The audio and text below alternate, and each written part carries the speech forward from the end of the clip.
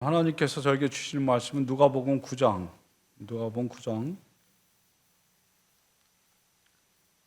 21절부터 25절까지입니다. 성경 가지고 계신 분들은 찾아보시면 좋겠습니다.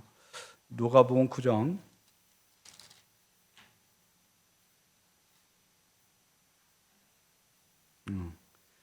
18절부터 21절부터 이렇게 되어 있는데 18절부터 21절부터 25절까지 21절부터입니다. 21절 하나님 말씀 우리 한번 같이 교독하시겠습니다. 경고하사 이 말을 아무에게도 이르지 말라 명하시고 이르시되 인자가 많은 고난을 받고 장로들과 대제사장들과 서기관들에게 버림받아 죽임을 당하고 제3일에 살아나야 하리라 하시고 또 무리에게 이르시되 아무든지 나를 따라오려거든 자기를 부인하고 날마다 제 십자가를 지고 나를 따를 것이니라. 누구든지 제 목숨을 구원하고자 하면 잃을 것이요 누구든지 나를 위하여 제 목숨을 잃으면 구원하리라. 다 같이 사람이 만일 온 천하를 얻고도 자기를 빼앗기든지 하면 무엇이 유익하리요. 아멘. 같이 기도하시겠습니다. 하나님, 이 시간에 주의 말씀을 보기 원합니다. 성령 하나님, 이 시간에 계속해서 우리 가운데 임재하여 주셔서 우리의 마음을 열어주시고 눈을 열어주시고 귀를 열어주셔서 주의 말씀을 잘 보고 듣게 하여 주시옵소서. 부족한 자를 붙잡아 주시고 온전히 하나님의 덕으로 사용하여 주시옵소서. 감사드리옵고 예수님의 귀하신 이름으로 기도합나이다. 아멘. 오늘이 무슨 날인지 아세요? 오늘은 3월 20일 주일. 그런데 오늘이 바로 춘분이래. 춘분. 자, 춘분이 어떤 날이에요? 춘분, 봄을 이렇게 나눈다라고 하는 그런 뜻이래요.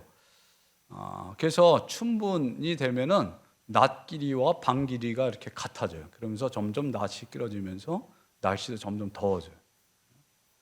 그런데 이 춘분이 우리 그 부활절하고 굉장히 연결이 돼 있어요.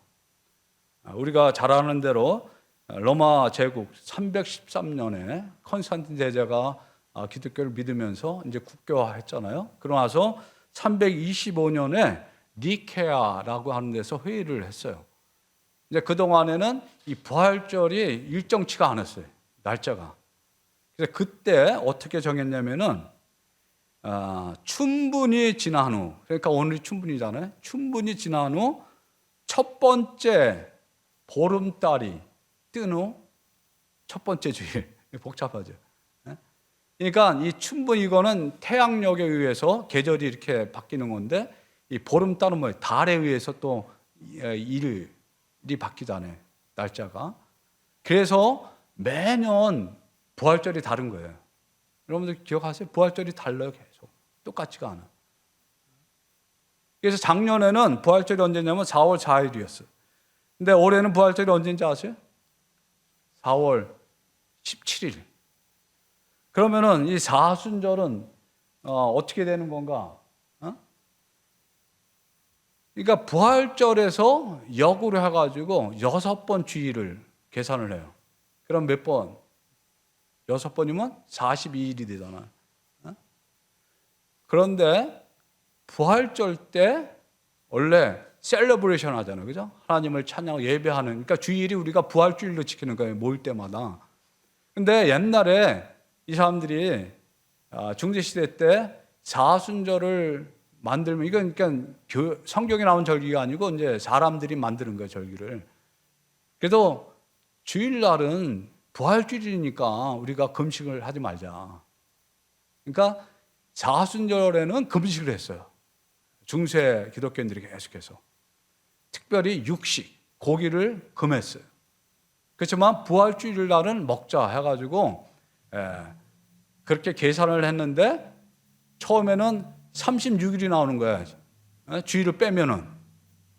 그러다 보니까는 야, 이왕이면 예수님이 40일 금식하신 것처럼 우리도 40일을 만들자 해가지고 수요일부터 해가지고 이제 40일이 되는 거예요. 그러니까 주일을 빼고.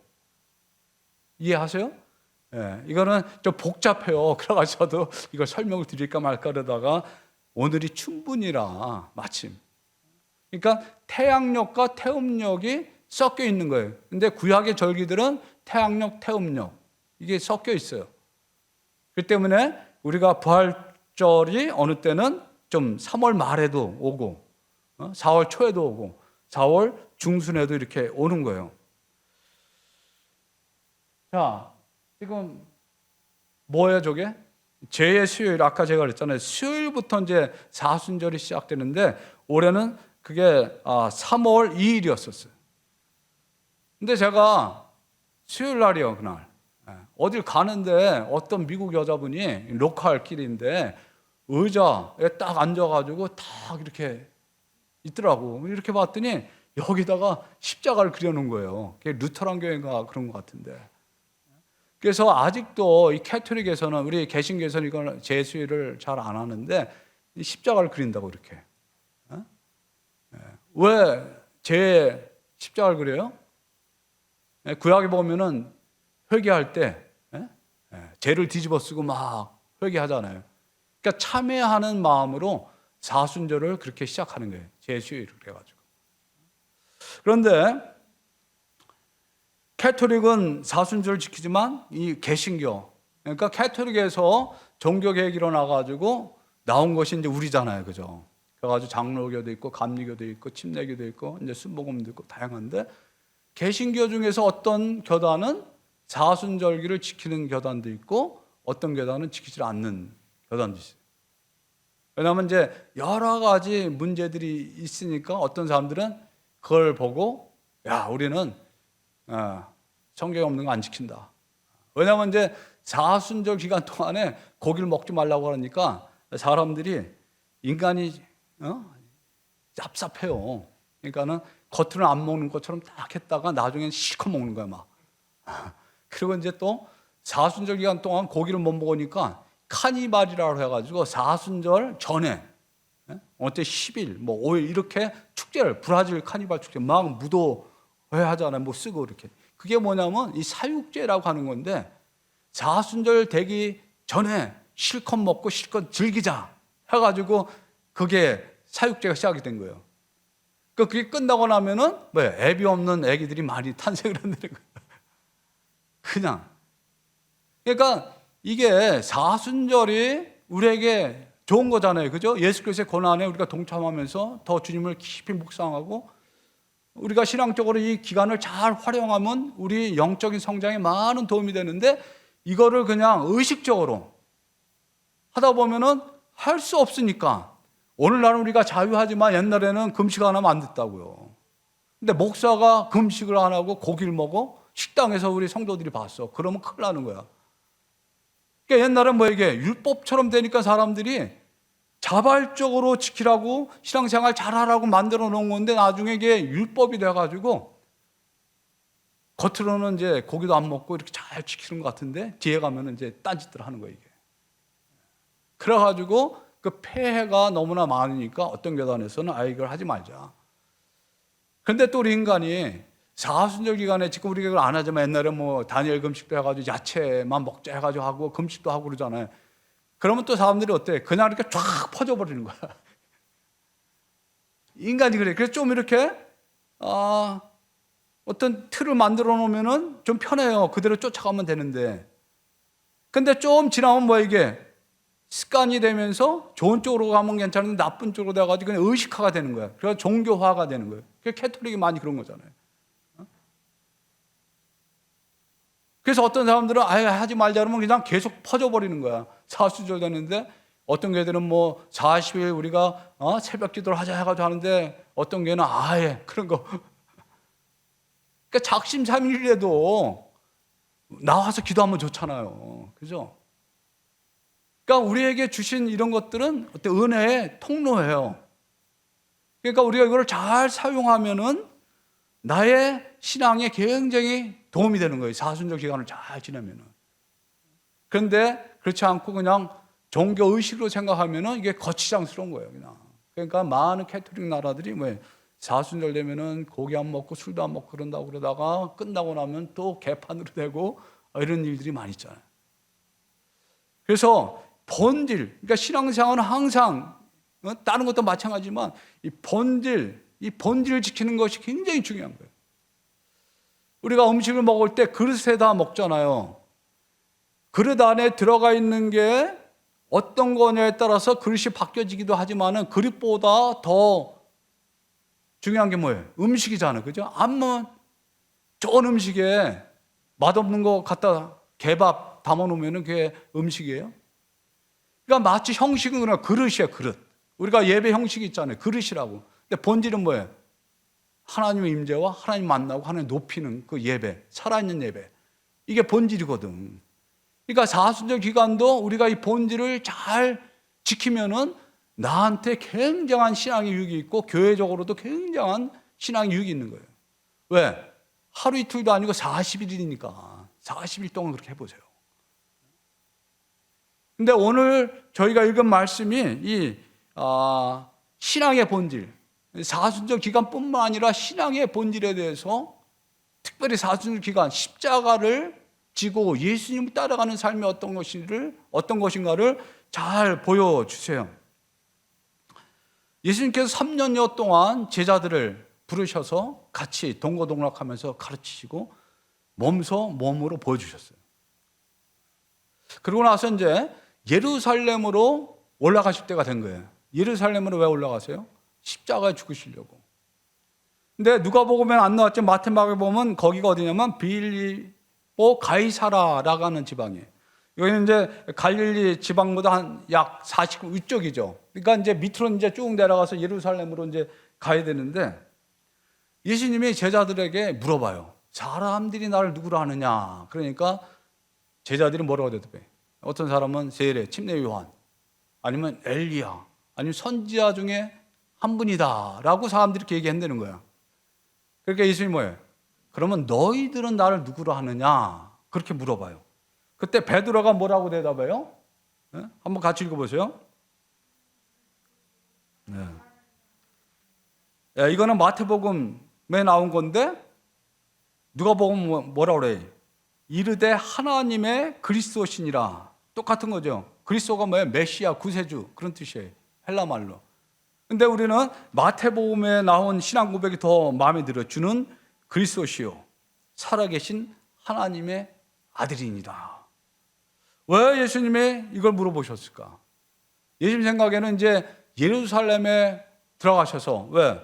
고난당하시고 십자가 죽으시고 또 부활하실 것을 말씀하시고 이제 제자들에게 예수님이 하셨던 일들을 이제 맡겨야 되잖아요. 그래서 예수님이 그걸 물어보셨어요. 여기는 안 나왔지만 그 대답을 들으시고 베드로의 신앙 고백이죠, 그게.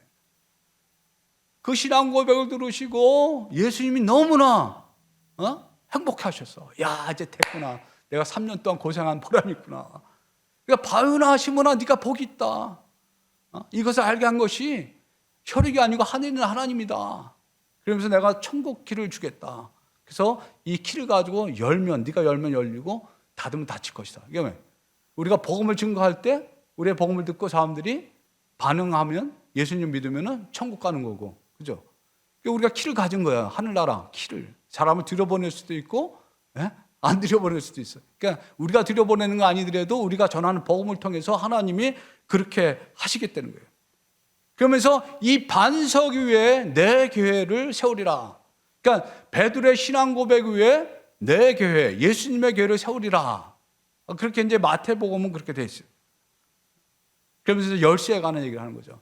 그러면서 예수님이 그런데 조심해야 되는 게 뭐냐면 아직은 아무에게도 말하지 말라. 뭐라고 얘기해요? 경고하사 이 말을 아무에게도 이르지 말라 명하시고 22절 뭐라고 얘기해요?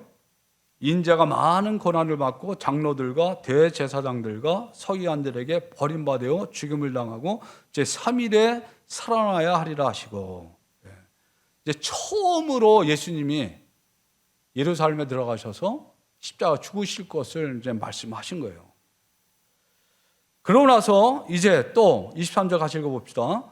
또 무리에게 이르시되 아무든지 나를 따라오려거든 자기를 부인하고 날마다 십자가를 지고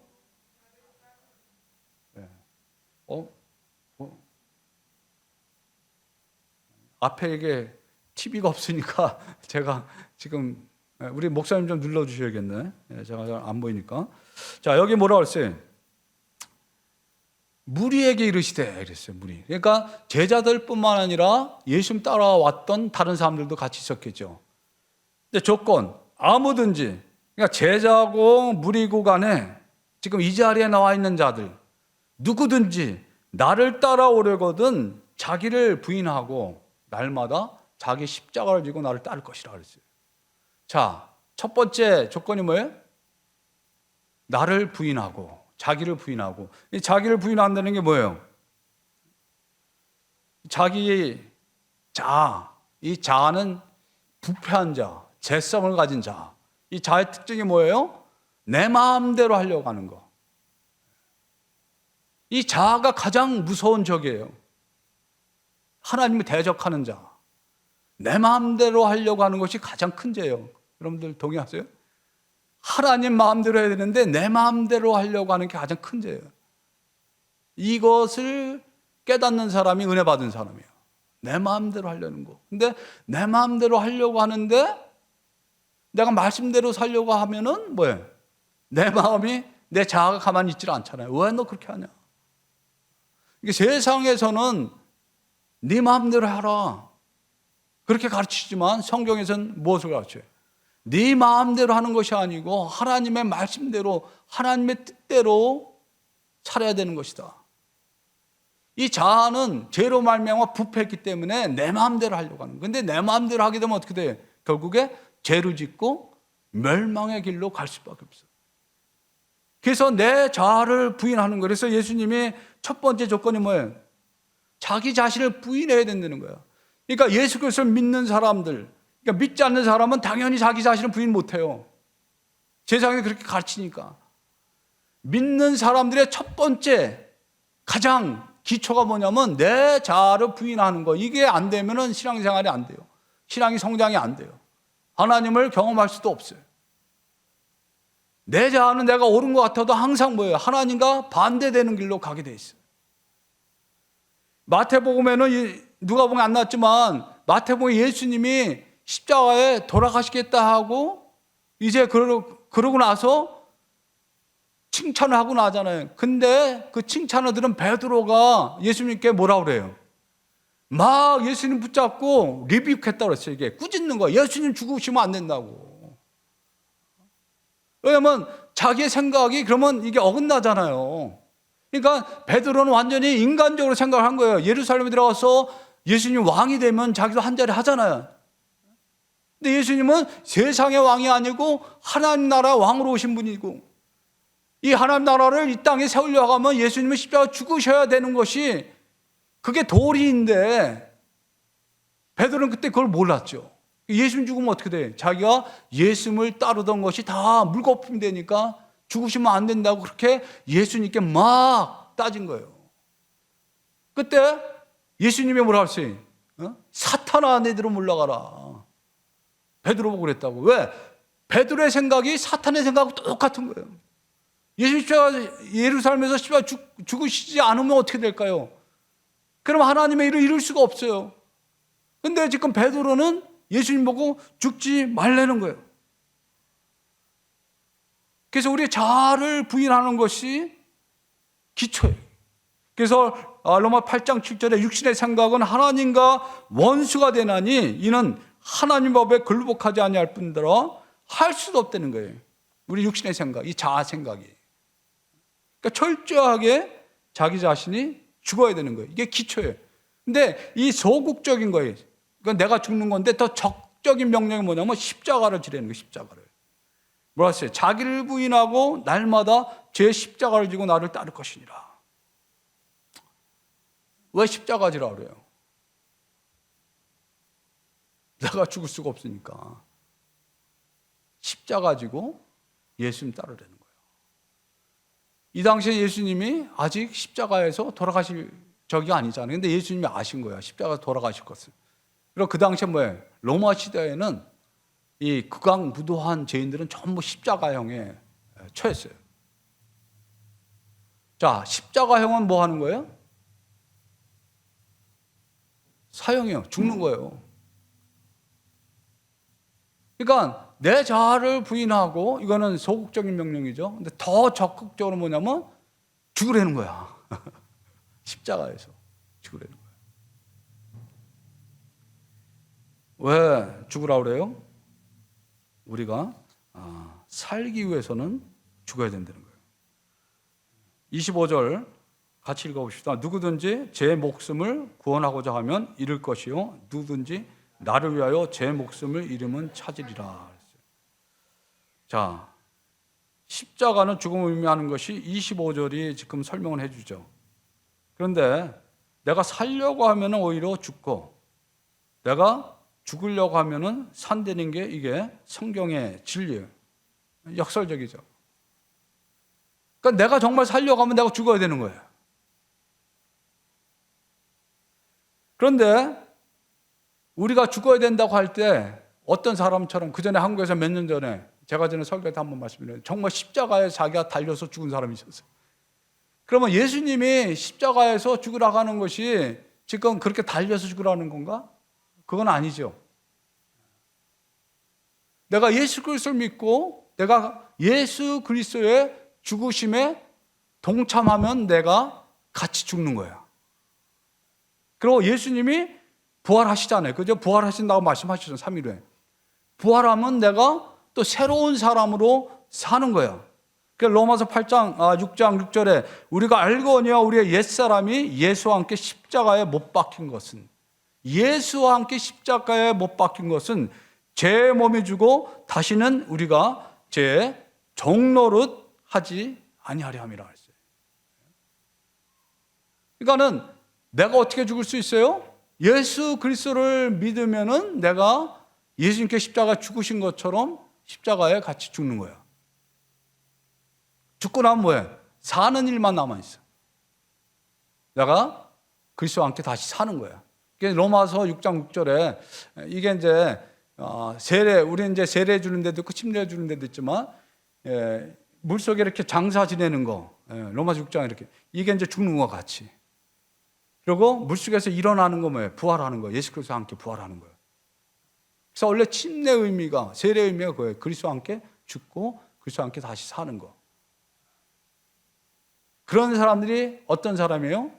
하나님의 자녀, 하나님 백성. 그래서 예수 그리스도를 믿는다는 것은 처음부터 뭐예요? 죽는 거예요. 디트리터 보니퍼 목사님, 이 나치 운동에 반대했다가 나중에 이제 사형당해서 돌아가신 분인데, 이분이 이렇게 얘기했어요. 그리스도의 부르심은 예외 없이 먼저 죽음에 인도된다. 정말 내가 예수 그리스도를 믿었다고 하면은 내가 죽은 거예요. 그래서 갈라디아서 2장 20절에 내가 그리스도와 함께 십자가에 못 박혔나니 그랬어요. 바울이. 내가 그리스도와 함께 십자가에 못 박혔나니 그런즉 이제는 내가 산 것 아니요 오직 내 안에 그리스도께서 사신 것이라 그랬잖아요. 그죠? 그러니까 이게 뭐냐면, 문법으로 얘기하면 못 박혔나니 그랬잖아요. 그죠? 과거예요. 근데 원어를 보면 이게 수동태래. 내가 못 박은 게 아니고 누군가에 의해서 못을 박힌 거예요. 예수님께서 십자가에서 못 박히실 때 누가 못 박았어요? 로마 병정들이 못을 박았잖아요. 그러니까 우리는 내가 예수 그리스도를 믿을 때 성령의 역사로 인해서 예수 그리스도와 함께 십자가 못 박히는 거예요. 이게 죽은 거예요.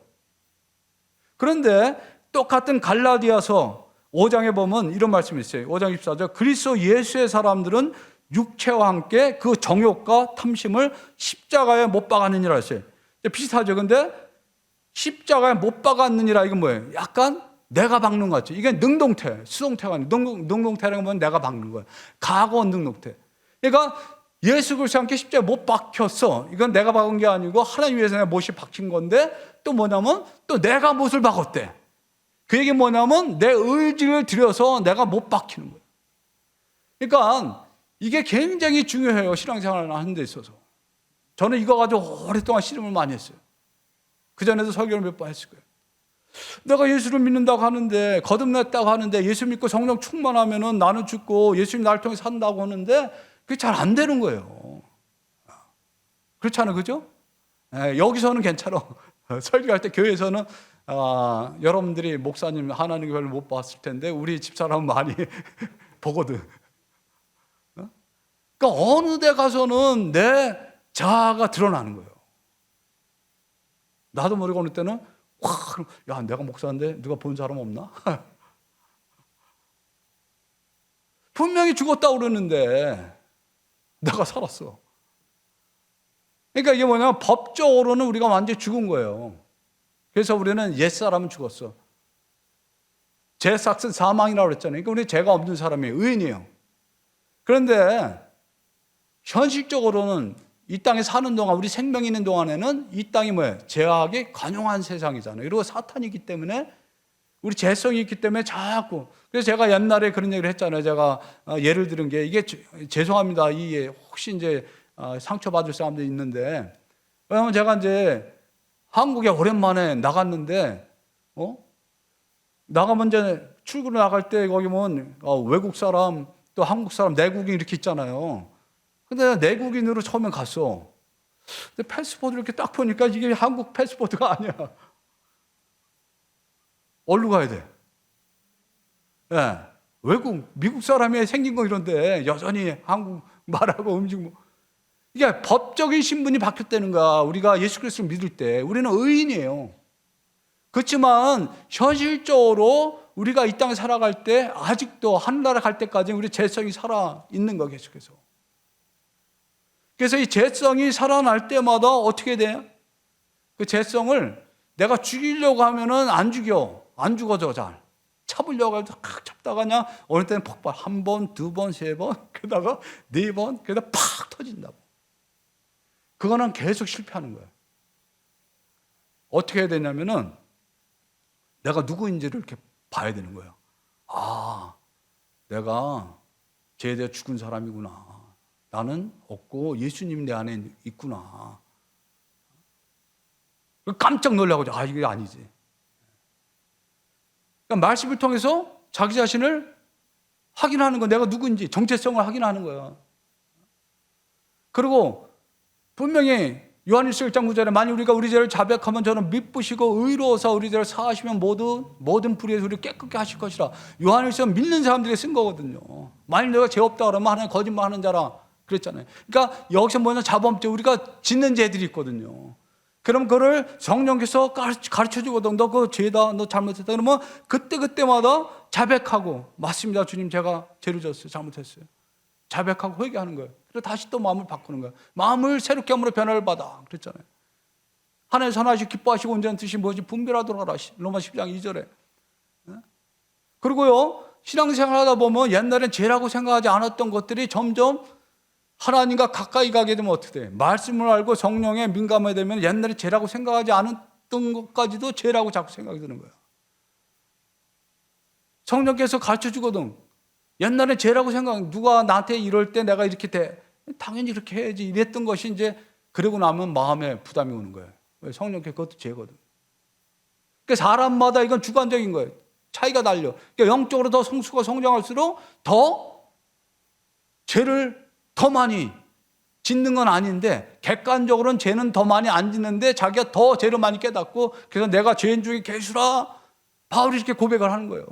또 영적으로는 더 성숙하고 성장하고 정말 거룩한 사람인데 죄를 이전보다 더 많이 안 짓는데도 내가 죄인 중에 괴수라, 오라 나는 공고한 사람이다, 이 사망의 문에서 누가 나를 건져낼 것이냐, 이렇게 바울이 로마 7장에서 고백을 하잖아요.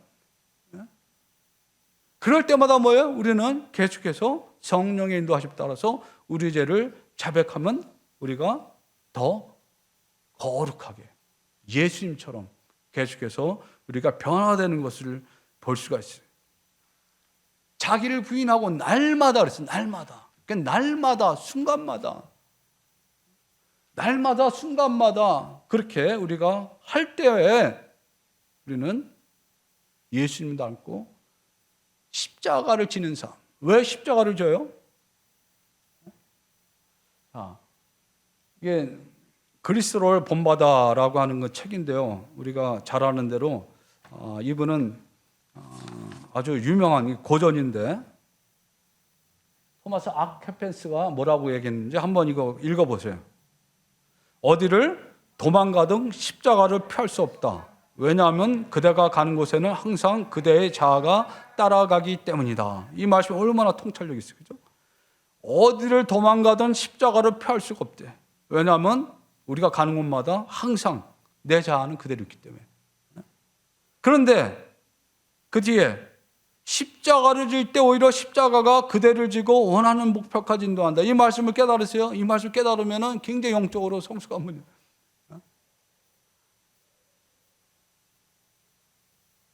왜 십자가를 내가 지고 가요? 내가 죽기 위해서.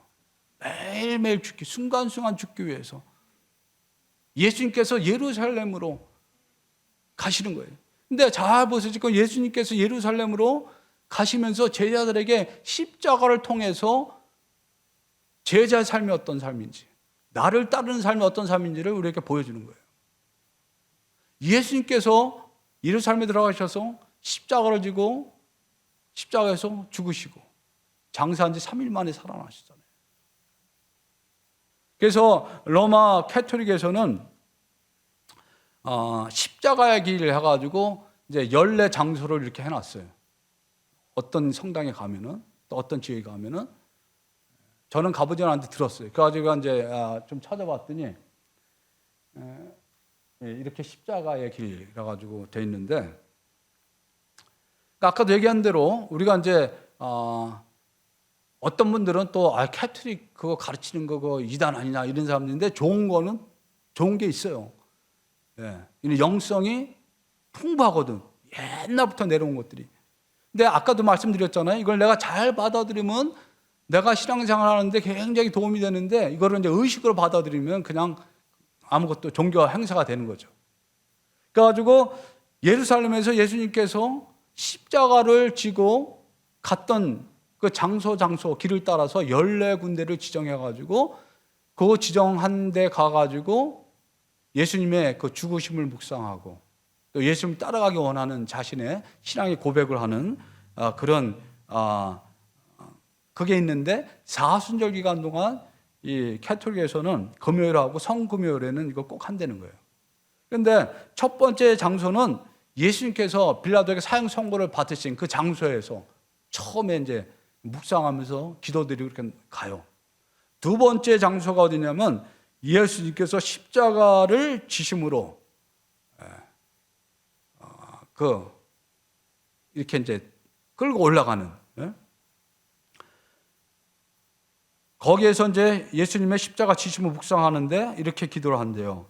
구세주 예수님, 저희를 사랑하신 까닭에 이 무거운 십자가를 기꺼이 지고 가셨으니 저희도 주님을 사랑하며 주님께서 허락하시는 모든 십자가를 기꺼이 지게 하소서.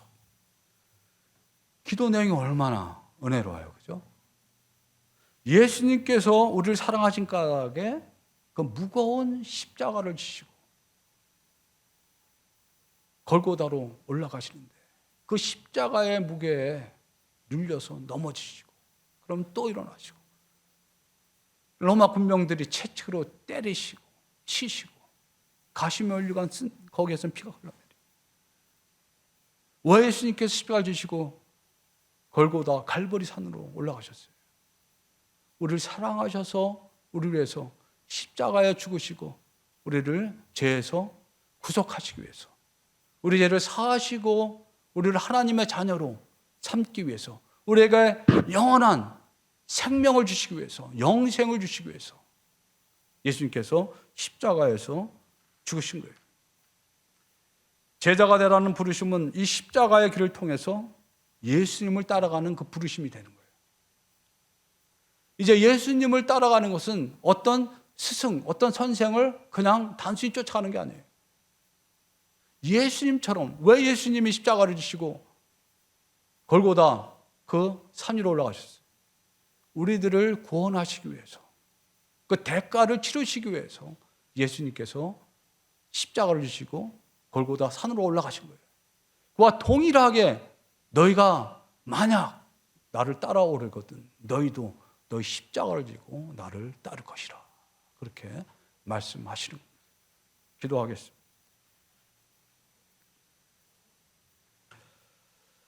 하나님 아버지, 우리가 사순절 기간을 지나면서 정말 예수 그리스도의 십자가를 묵상하고 그 길을 따라가기 원합니다. 그렇지만 아직도 우리 안에 내 자아가 있고 하나님 말씀을 따라 살기보다는 내 생각대로 세상의 방법대로 살고자 하는 그런 욕구들이 있습니다. 다시 한번 이 사순절 기간 동안 온전히 그리스도와 함께 죽고 그리스도와 함께 다시 사는 그 십자가의 길을, 제자의 길을 가는 저희들 될 수 있도록 역사하여 주시옵소서. 감사드리옵고 예수 그리스도의 이름으로 기도합나이다. 아멘. 우리 다 같이 일어나셔서 마지막 찬송하고 마치겠습니다.